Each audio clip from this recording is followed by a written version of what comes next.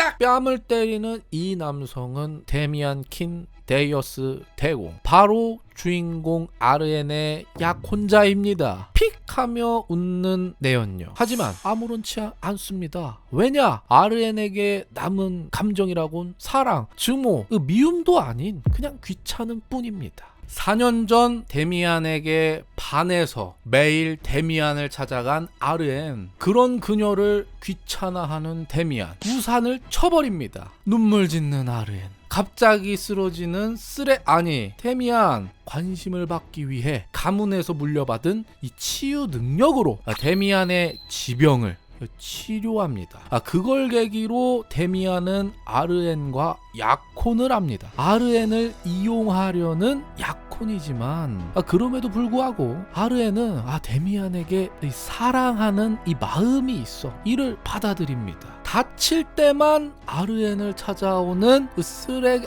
데미안. 어느 날 이 여자를 데려와서 치료를 해달라고 합니다. 그걸 또 치유를 해줘요. 그리고 본인 방에서 뒹굴고 있는 걸 목격합니다. 아무리 그래도 이건 아니잖아. 3년의 노력이 헛짓거리였다는 걸 깨닫는 아르엔.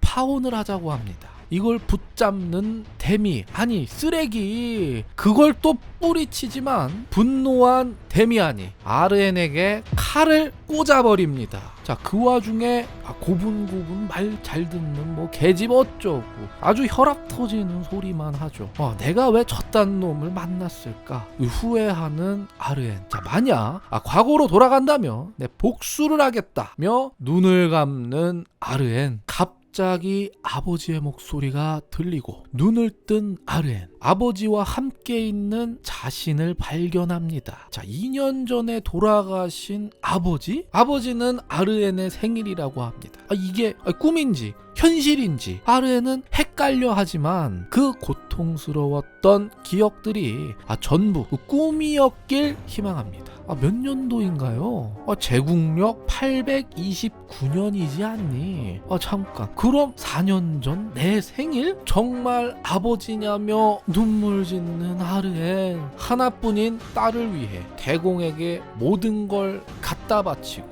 전쟁터까지 나가서 죽은 아버지가 눈앞에 있으니까 펑펑 우는 게 당연한 거 아니겠습니까? 이 기회를 놓칠 수 없습니다. 데미안은 아르엔이 갖고 있는 치유 능력에 대해 아직 모르고 있습니다. 즉 데미안을 파멸시킬 수 있는 기회라는 거죠. 물론 대비 없이 실행을 했다간 역으로 당하는 건 아르엔일 거지만요. 그렇기에 아르엔은 데미안보다 강한 단 한 사람, 카사딘이라는 노예 출신의 인물을 데려와 그를 키우고 길러가지고 아르엔과 아버지를 지키는 검이 되게 하려는 계획을 세웁니다. 식당에서 식사 중인 아르엔과 아버지. 생일인데 갖고 싶은 건 없니?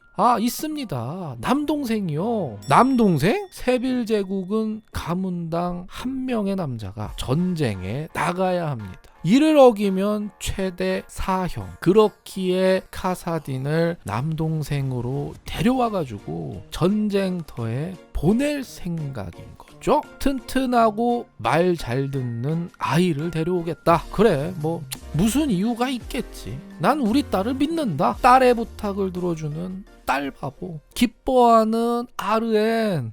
카사딘을 찾기 위해 검투사 경기장을 갑니다. 그리고 거기서 카사딘과 눈이 마주칩니다. 그의 외모를 보고 감탄합니다. 투기장의 진행자는 상대를 죽여 마지막에 살아남는 것이 경기의 규칙이라고 설명합니다. 아르엔은 그런 무자비한 룰에 혐오감을 표시합니다. 경기가 시작되고 카사딘은 모든 상대를 이기며 마지막까지 살아남습니다. 관객들은 카사딘의 승리에 환호합니다. 이어서 진행자는 최고의 금액을 부르는 사람에게 카사딘과의 하룻밤을 제공했다고 발표합니다. 극혐하는 아르엔. 그 와중에 광채가 나는 카사딘. 경매가 시작돼 1만 골드부터 50만 골드까지 가격이 쭉쭉 올라갑니다. 근데 남자들은 왜 좋아해? 뭐 하여튼 50억 골드를 제시하는 RN, 생각지 못한 쿨거래에 놀라는 사람들.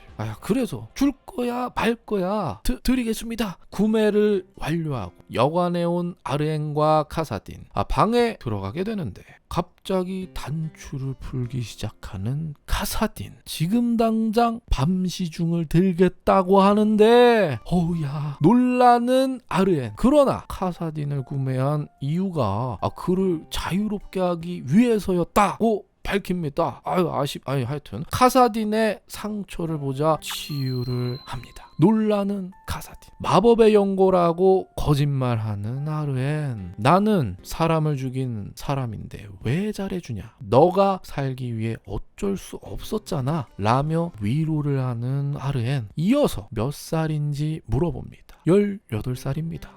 내가 2살 많으니 연상이네? 그럼 너 내 남동생 하자 라고 말하는 RN. RN은 카사딘에게 남동생이 되어 자신과 같은 귀족으로서의 삶을 살도록 제안합니다. 그렇게 되면 다른 사람들을 죽여야 하는 그 생활에서 벗어나고 누구도 카사딘을 무시하지 못하게 될 것이다. 그러니 내 가족이 되어라 라고 합니다. 카사딘은 이를 받아들입니다. 잠깐 표정이 변하는 카사딘. 그걸 지켜보는 RN. 금세 누님이라며 사랑스러운 남동생 연기를 하는데 그걸 보고 꺼림칙해 하는 RN. 본인과 아버지를 지키기 위해 입적시키려는 것일 뿐입니다. 본인이 이용하려는 것처럼 카사딘도 자신을 이용하길 바라는 RN. 집에 돌아오니 노예를 데려온 것에 놀라는 아버지. 아버진 대신 전쟁에 나가게 하려고 데려왔다. 또한 뛰어난 실력을 가지고 있으므로 전쟁터에서도 안전하게 돌아올 수 있을 것이라고 설명합니다. 딸의 깊은 뜻을 알고 잠시 생각할 시간을 달라고 하는 아버지. 한편 노을을 보며 RN은 데미안에게 죽은 걸 기억합니다. 데미안에게 겪은 그 고통을 몇 배로 돌려주기 위해서라도 카사딘을 데려오겠다 다짐하는 RN. 이후 RN은 깔끔하게 목욕을 한 카사딘을 만납니다. 필요한 것이 있냐 묻는 RN. 검을 달라고 합니다. 그럼 그 외에 다른 건 뭐가 필요하냐? 충분하다 라고 합니다. 그리고 누님을 좋아하는 것 같다며 갑자기 고백을 합니다. 놀라는 RN. 이어서 손에 키스. 필사적으로 자신을 붙잡는 카사딘을 보며 RN은 새치혈을 놀리는 짐승이라고 평가를 합니다. 각자의 방으로 돌아가는 RN과 카사딘. 방에서 책을 보고 있는 RN. 황제의 병을 치유했던 과거와 그 결과로 인해 가문이 부유해졌던 사실을 회상합니다. 그러나 RN은 이후 황태자의 탄신연회 때 데미안을 만나게 되었고 그 때문에 가문은 궁핍해졌습니다. 또한 비참한 최후를 맞이했죠. 근데 갑자기 카사딘이 방을 찾아옵니다. 그를 너무 자연스럽게 읽는 카사딘. 아직 경계를 하니 그냥 넘어갑니다. 흉악한 검투사들도 다 죽이는 녀석이 불안하다며 같이 자도 될까요? 라며 여우짓을 하는데 자, 오늘 알아본 작품은 흑화한 노예남을 길들였다 입니다. 작가님은 보랏빛 마을님입니다. 다른 작품으로는 그 괴물대공의 아내는 시한부 왕녀는 미친 개의 목줄을 쥐고 라는 작품입니다. 흑노길은 과연 여주와 남주 간의 어떤 전개를 통해 이 사랑에 빠질지, 그리고 여주는 어떻게 복수를 성공할지가 궁금한 작품입니다. 개인적으로 카사딘의 출신 배경에 뭔가가 있을 것이다 라는 생각을 합니다. 왜냐? 글을 너무 자연스럽게 읽거든요. 그 말은 귀족 이상의 출신 배경을 가지고 있는 게 아니냐 라는 생각입니다. 자, 이번 영상이 마음에 드셨다면 구독과 좋아요 그리고 알림 설정까지 따다닥 해주시면 감사하겠습니다. 자, 다음에도 재미있는 컨텐츠로 찾아뵙겠습니다. 여러분, 다음에도 또 만나요. 안녕.